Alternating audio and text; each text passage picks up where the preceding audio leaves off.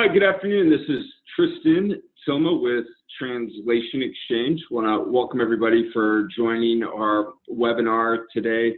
It's June 7th, 2017, and today's webinar is using Translation Exchange to localize your WordPress site.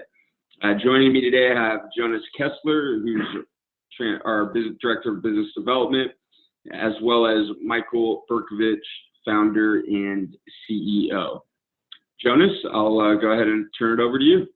Okay, thanks, Tristan, and welcome everybody who is joining us today.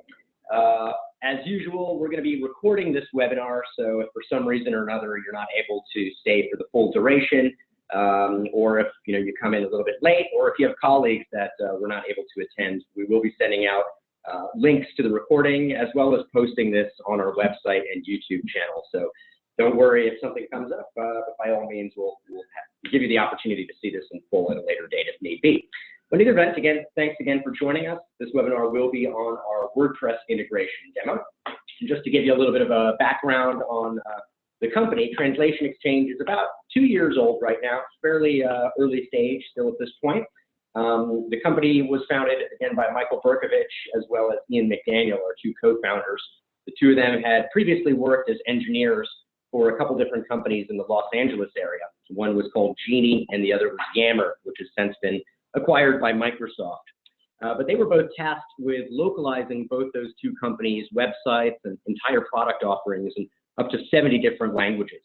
Needless to say, it was an enormous experience and a huge project, which they learned a lot of valuable lessons from. And obviously, the product that they developed, they recognized there was a lot of value for that, not only with those two companies, but really any company out there who was in the process of feeling the pain that's involved in getting content to the global stage a lot more efficiently and cost effectively than previous. Of course, anybody who has been involved in localization projects, this slide might be familiar to, but if you haven't, it gives a really good example of how incredibly complicated a process it can be if you're localizing content that doesn't exist in normal areas, like, say, Microsoft Word documents. Obviously, with Word documents, it's simple enough to just send that to your translation agency. They do what they do best, send it back to you translated, and you're good to go. Of course, content exists in so many more places than just Word documents and spreadsheets. It can exist in web content management systems, on mobile apps, demand generation software, even in design and social and HR technology. So the process to upload that content and get it to translation is very manual and labor intensive. It involves a lot of heavy lifting, cutting, copying, and pasting of code. You have to extract that code, and certainly humans are prone to making errors. So if you miss cut, copy, and paste one line of code or even one punctuation mark, a lot of times it can create a log jam and prohibit your ability to get these projects out to market in a timely fashion. It can really obstruct your deadlines. So what Michael and Ian did when creating Translation Exchange was they developed a set of integration APIs and software development kits. And to date, we're running about 50 or 60 of them. It's a fairly agile development team on this end, and we're creating them at a rate of probably about once every week or two. It's fairly customer driven. We do have a very extensive roadmap, so probably by the end of the year, we'll be looking at over 100 integrations. The value of these integrations, of course, is that it eliminates that manual cut, copy, and paste. And with just a few clicks of a button, as we'll show you in the demo here in a few minutes, the client can essentially identify, in this case, their WordPress content. It would be wrapped up in a file format that is familiar to translation agencies, perhaps an XLIF file. They can select the languages that they need it to be translated into and the deadlines when they want it done by, and then they can send it to the agency of their choosing to get the translation done. The agency translates it, sends it back within the Translation Exchange platform so the client can view it in context, make sure everything looks right before going to market, certainly send it back for any reviews or if there are any revisions that need to be done. It makes the communication and collaboration a lot more simpler. But once it is complete and ready for market, with just a few more clicks of a button, it plugs right back into their WordPress instance. So there's no more errors that are involved with the cut, copying, and pasting. And typically our clients do see that time reduced to about 60 or 70% reduction in how long it ordinarily takes to get that content to market. So obviously Cutting down on the time and cost is a huge benefit that anybody who uses the platform recognizes right off the bat. In terms of some of the platforms that we've been working with and integrations we've been building out, on the marketing end of things, you're looking at everything from e-commerce, the marketing automations of the world, Marketos, Salesforces, Oracle, Eloquas, MailChimp, you name it. Even on the web content management end of things, obviously WordPress, Drupal, Sitecore, Adobe.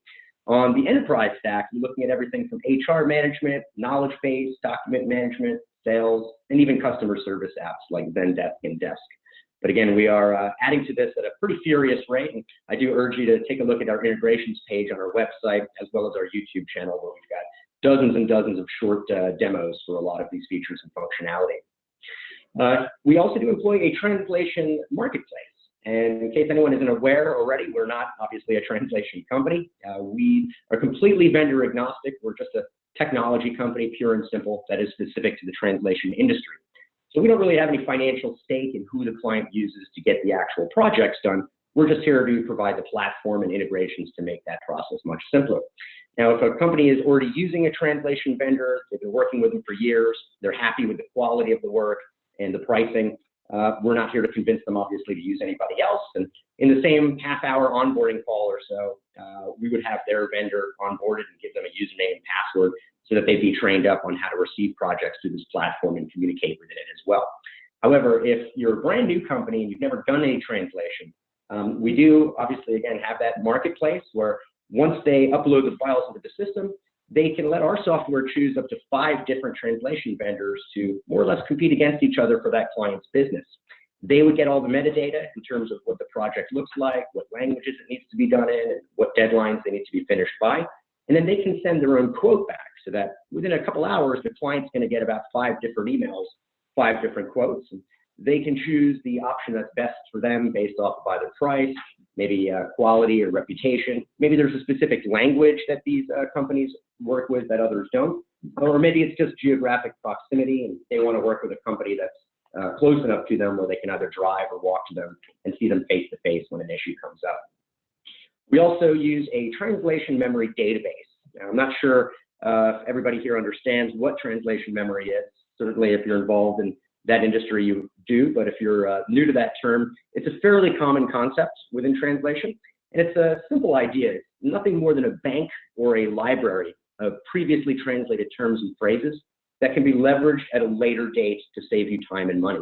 So the concept is that once you've paid to have something translated once, you should never have to pay to get it translated again. And obviously, the more and more you utilize the software, the more that translation memory builds, the more you're going to be able to leverage that in serious time and money savings towards the end. So it's a great functionality to have, great feature.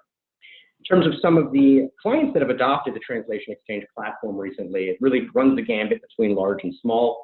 The most recognizable one on here for most folks would probably be GoPro in the United States. In Europe, some of you might recognize GIF, which is a fairly large medical health benefits provider. But really, we don't have any magic target customers, so to speak. Obviously, in America, we're looking more probably towards the mid-market to enterprise companies because, let's face it, you can do business in America for years and years, and there's enough of a market here where you don't really ever have to move out of the English language to reach a large amount of customers. It's really when they're at the stage of moving into international markets, let's say in Europe or in Asia, where they realize it's very important to get a great process in place to be able to facilitate getting that content out to the global stage. In Europe, of course, completely different scenario. You can drive in Europe for 15, 20 minutes, and all of a sudden you're in a brand new language market. So it's really imperative when you start out doing business there, even on the small scale, that your content is localized into at least a handful of languages, or else you're, for lack of a better term, you're dead in the water. You're leaving a lot of money on the table.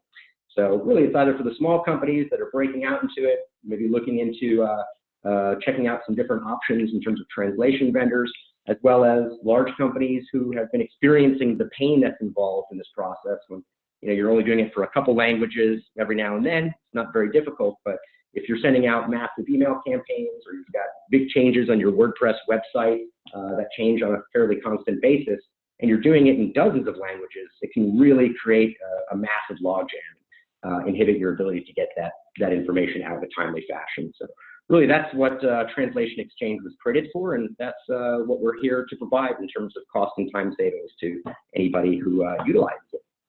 That's pretty much it from my end for the overview. What I'm going to go ahead and do now is pass the ball over to my colleague, Michael, and he's going to go ahead and give you guys a good demo of the WordPress connector. And then we'll also go ahead and open up the forum for some questions at the end if anybody has questions on what they've seen. So I'm going to go ahead and pass the ball to Michael and go and have at it and show us what you got. Thanks, Tristan and Jonas, for the introduction. I'm going to share my screen right now. Let's see. Okay. Can you see my screen? Looking good. Yeah, all right. So for this demo, I want to demonstrate how easy it is to use our plugin and for WordPress and translate a post that I have here. I have a sample website right here. And in this particular case, we would love to focus on the Polylang integration. Polylang is a great plugin that makes it really easy to offer your content in multiple different languages. It uses WordPress taxonomies and allows you to provide content or provide multiple different posts in various languages. So the plugin itself will be used to actually choose which content to display. But then our technology integrates well with this plugin. It extends the WordPress API and can communicate with the plugin to actually provide the translations for the plugin to display on the web pages. So this simple post here just has a few different paragraphs. And let me show you how it's configured basically. So in the plugins section, I do already have a Polylang plugin set up and it's already activated. In the settings, if you go to the languages section of the plugin, you can see that I already set up a few languages, Greek, Russian, Japanese, and Afrikaans. And also I marked the English language as our default language of the post. Not always English is the default, so you could actually possibly have your post written in other languages and you'll be translating to English as well. And sometimes we actually have some already requests and kind of demands that it's possible that the editors will provide, actually the publishers will provide posts in various languages, and that it's possible that some posts will be in one language, other posts will be in different languages. So our platform actually is able to handle all those language combinations as well. So what do we do next is basically, if you look at the plugin section, I already installed the Translation Exchange plugin, but I haven't activated it yet. So if I activate the plugin now and I go to the settings page, you'll notice that there isn't really much to configure here. So it automatically detects that the Polylang plugin is already installed, and it actually gives you like a little video right here that you can watch that describes different options and how to actually use the plugin. And we even have steps here that what you need to do to use the plugin with our system.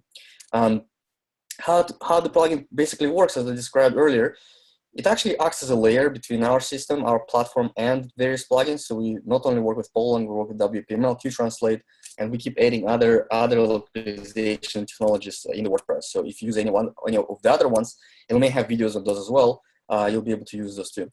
So what I will do next is I go back to the dashboard, which is now in Translation Exchange. So in the dashboard, you simply need to create a project. So after you register a free account, you can create your first project, and then you can navigate to the sources section. And in sources, you see now that there is actually nothing. I haven't really imported anything from Polylang yet.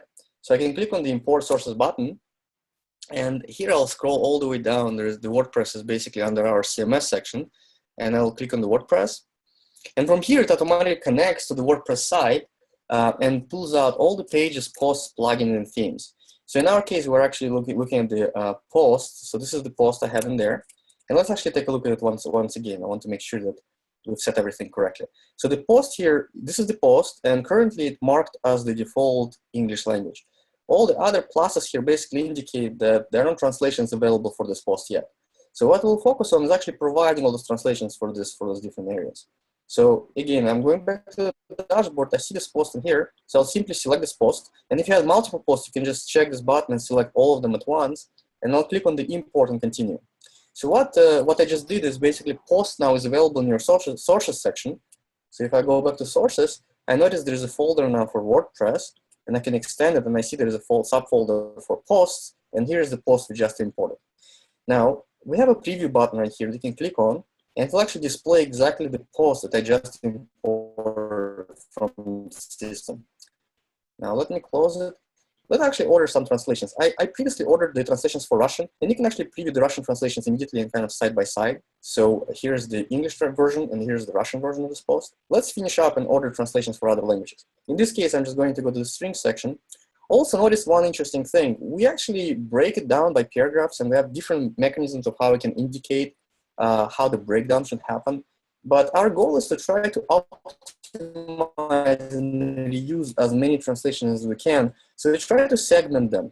If it's a long paragraph that a lot of sentences kind of consist of, they're dependent on each other, we'll keep the paragraph all together. But if you have a site that has many different elements and kind of like fragments, we'll fragmentize it. So if you have the same fragment to use across multiple different pages, we'll be able to reuse the great number of translations you already have in your translation memory. So now I'm basically placing the order translations button, and I'll continue here. We'll choose, in this case, we have two options here. One option is we can submit a request for a quote. So we'll basically be sending the request to multiple different vendors to give us translation quotes, and then choose whichever quote is optimal for us. In this case, we'll just use a provider. And for this, just for the sake of this example, I'm just going to use machine translation. So I can disable professional translation agencies button here, and simply we'll use Google as our translation vendor. We work with multiple different vendors, and we constantly add new vendors to our system. So we'll order Afrikaans, Greek, Japanese, and Russian translations we already have. We currently don't charge anything for the machines, so you can place an order for free. So here is all of our orders, and now I'm going to complete the order, submit it to Google. We can actually go back to this page right here, and you'll see that the order is actually now being completed. So here it's finished already. Japanese, Afrikaans, and Greek is now all completed. I'll go back to sources. Here's our source, and you can see all the translations for all different sections are already done. Again, I can click on the preview button right here, and I can look at the Russian version, as we already looked at before. Here is our Greek version as well. Then we can see here's our Greek translation version. Then we can look at our Japanese, which is also available here. Okay, and then finally, we'll see our Afrikaans language too. So all translations are done. Again, don't expect the translations to be highly accurate. We just use machines. With the same kind of success you could have placed an order with any of the professional translation agencies, except the results will not be available immediately. It takes sometimes anywhere between 30 minutes to a couple of hours or more, depends on how much content you ordered to actually get the professional translations. But the flow will be very similar. It will just take more time. And then, and obviously the translation quality will be way better than just machines. You can also we have also in context translator here. If you want to do some kind of last moment modification adjustments, or you have translator on your team that you want to do translations yourself, you can either use our translation center, which basically has a CAT tool for providing translations, individual translations, kind of step by step. I think I just got kicked out from the system. Let me just quickly log in. Or you can basically use this in-context tool. So what I can do is, right now the in-context tool shows me the translation side by side. I have the English version, and let me activate translation mode here, and I'll use the maybe Russian version here. So then you will be able to see the different translations. They're all highlighted with green color, which basically means that they're translated. We have in-context tool. We can just right-mouse click on any one of the labels and either review the translations already there, or even provide your own translations right in place. And you'll be able to preview the article, see exactly what it looks like, and then finish the translations. So finally, now that we've reviewed and we liked all the translations we have in here, we can publish the articles back. So I can just simply click on this one single button here, publish all languages, and all the languages will be sent back to Polylang. So let's see. So okay, all the publishing is done. If I come back in here and I simply refresh this page, so you'll see that all the articles here are already populated. So I started with the English version. Now all the other ones are available. I'm looking at all languages. Typically, you can specify, for example, you can choose English here, and you'll notice that all of the other translations here are populated, and I can click on any one of them, actually see in Polylang. And all I need to do at the end, basically just publish the articles into production once I'm reviewing them. And you can do it also automatically. And I'll show you right now how the automation flows work too. So if I go back again to all posts, and let me select all languages, show all languages. So I'll be able to, like, Russian language is now published. I can go to other ones. Let's just, for this example, publish Japanese as well. Simply publish the article. And now again, go to all posts. So I see that Russian and Japanese now it's published. So if I now go back to the website itself, I'll notice that, one thing I forgot to do is I actually didn't add the widget. So the language selector widget. So if I go to the widget section here, and I simply drag the language switcher, let's put it above search here, actually below search here, save it. And if we go back to the site, you'll notice that the language selector is now available. So here's my English article, here's my Russian article, and here is my Japanese article. Now, so, I mean, this is very easy. So the entire process, we still use Polylang or WPML or QTranslateX as the underlying framework for actually displaying the articles in various languages. But rather than you actually having to go and copy the content, sending it to some kind of Word document, uploading translation company, proofreading it, putting it back, all this is handled by our platform with the great translation memory reuse and with a lot of different automation features we have. Now, here's another feature that we also offer in our platform is the workflow and automation. So wouldn't it be great to just be able to just focus on writing articles in English and then have all of this work completely automatically done for me by the system? So this is kind of like what our main focus was too. So imagine you just need to focus on your English copy, and then once you're ready, just simply saving the English copy will trigger some kind of mechanism for updating, translating, placing orders, and updating all the articles in your WordPress. So all you have to do at the end is just coming back to the WordPress, reviewing them, and publishing them in production. So we actually offer a system for that. So this is our newest addition. It's called Workflows. We're still developing various features for it, but I'll just show you a very simple scenario of how it actually looks and what it looks like and how it works. So it actually uses the graphic editor, very similar to how marketing companies do the marketing automation for emails. Same concept. So we have a few steps in here that are basically from the start. One of the first steps we do is we import the content, and you can actually specify exactly where you want to import the content from and what type of content it is. Various different services offer different type of content options. So for now, I'm basically importing all of the articles already previously imported. So this particular workflow is focusing on updates. Then we do Google translations here again, or this can be done using any other vendor. We have multiple different vendors you can choose from, both machines and humans. After this is completed, we will basically wait for, in this case, I believe I set it up at most 1 day for this completion for the order to be completed. If it's not, then it automatically will fall back into the error phase. And in this case, we're using Slack plugin, which will just basically send a Slack message to our channel telling us that the order failed or it wasn't done on time. So we can then send a message back to the translators to finish the order. Or in this case, if the order was completed on time, then we will publish the translations back to Polylang, to WordPress, and then take it from there. Then finally, we'll send an email to all the admins to let everybody know that translations are completed.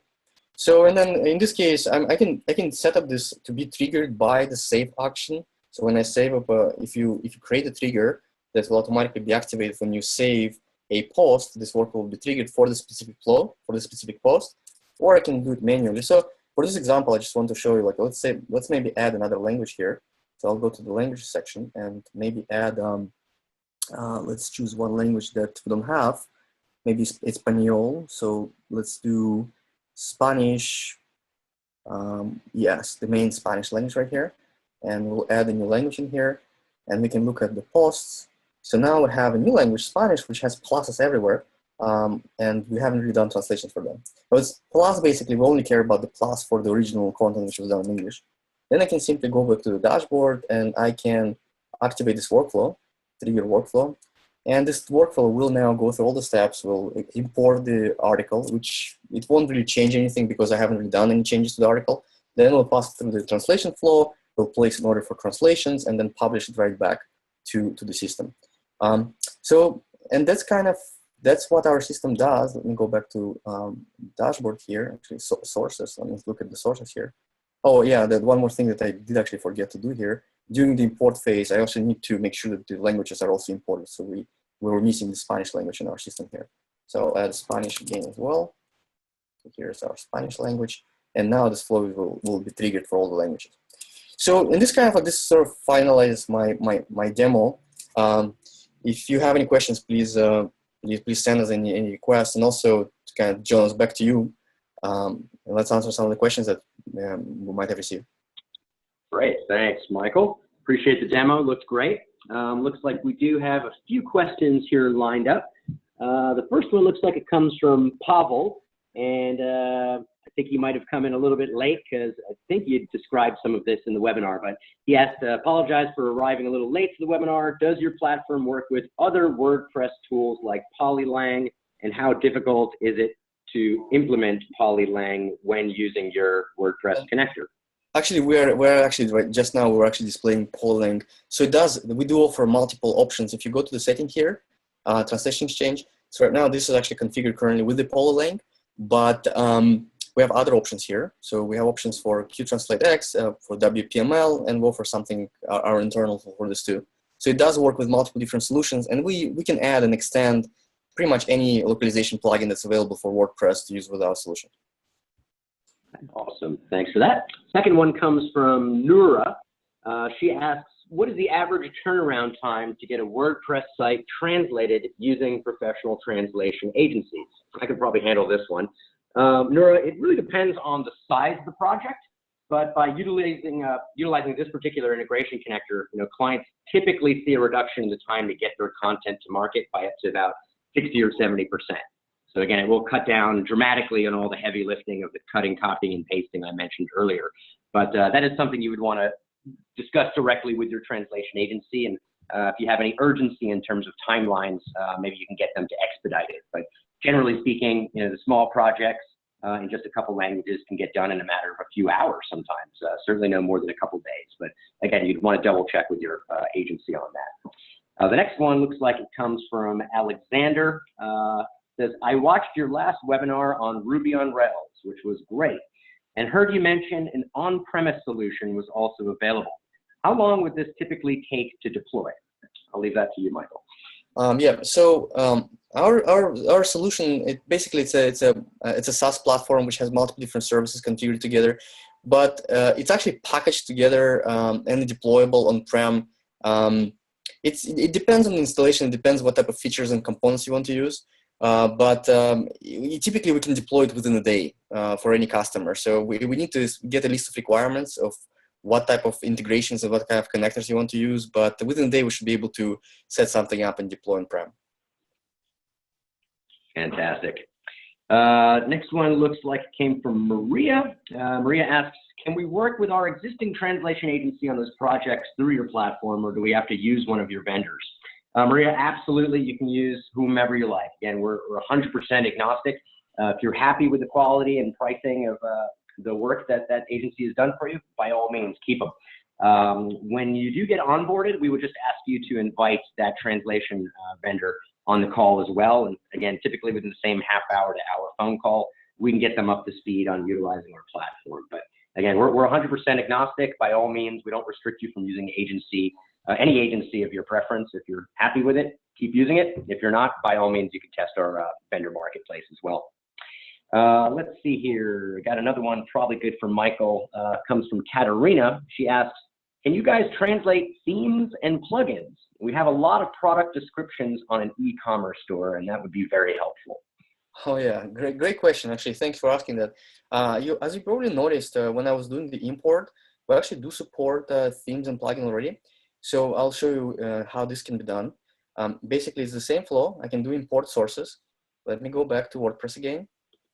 In WordPress, we do have a couple of tabs here for plugins and themes. If I click on it, I can see all my plugins currently installed and all my themes installed. So let's actually, for example, translate what is our current theme that we're using here. Let me take a look at appearances, themes. So currently we're using, actually this right here. So we use 2016, right? So 2016 actually does come already with many translations, but for this example, let's actually do this ourselves. So let's go back in here. We'll choose 2016 theme and click again on the import and continue. So what our plugin can actually do, it will look for the PO template files if they're available.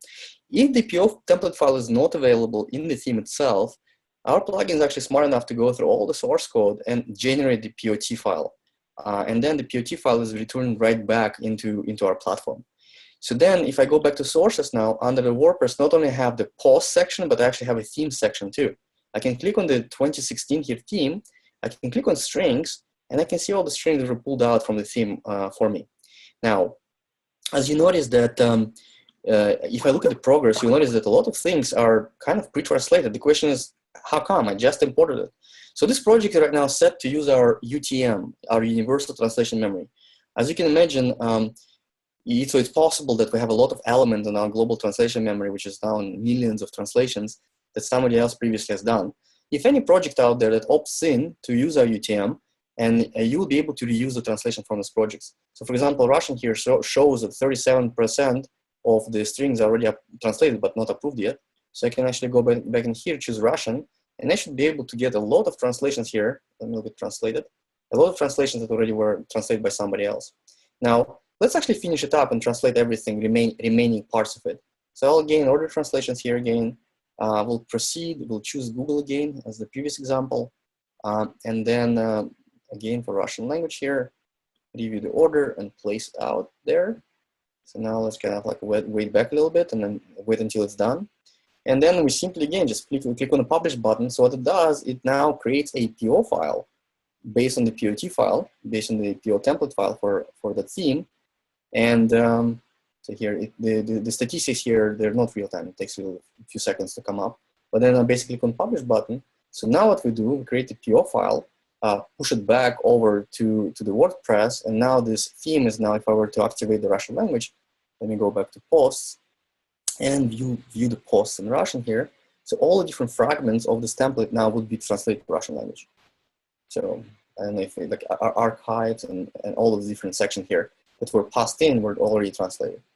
So yeah, that's how easy it is. Yes, we do translate themes and plugins as well. Cool. Awesome. Thanks for that, Michael.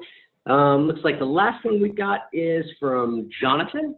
Jonathan says, I work at a digital marketing agency, and we have several international clients who translate WordPress content.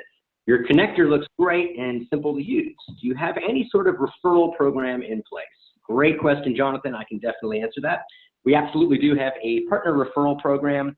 If you're interested in all the details, by all means, you can reach me offline, but essentially we will compensate 20% for any client that you refer to us who subscribes. So 20% of the annual contract value. And we do have a pretty robust program right now with many participants. So it's a great way to obviously earn a little bit of side commission and to help us evangelize and promote the solution that we just showed to you with WordPress, as well as any other integrations that your clients might be interested in from looking over our website and our integrations page. Aside from that, looks like that wraps it up from the questions. Again, we're going to be sending out a copy of this recording link to anybody who's attended or registered as well. And we're also going to be posting a copy on our YouTube channel. And yeah, so keep an eye out for that. But really appreciate everyone joining. I'll go ahead and pass the ball off to Tristan to close things down. Yeah, thanks, Jonas. Thanks, everybody, again, for joining. Please join us next week, again, for our upcoming webinar next Thursday at 11 a.m. Pacific time. And enjoy the rest of your week. Thanks a lot. Bye. Thank you. Bye.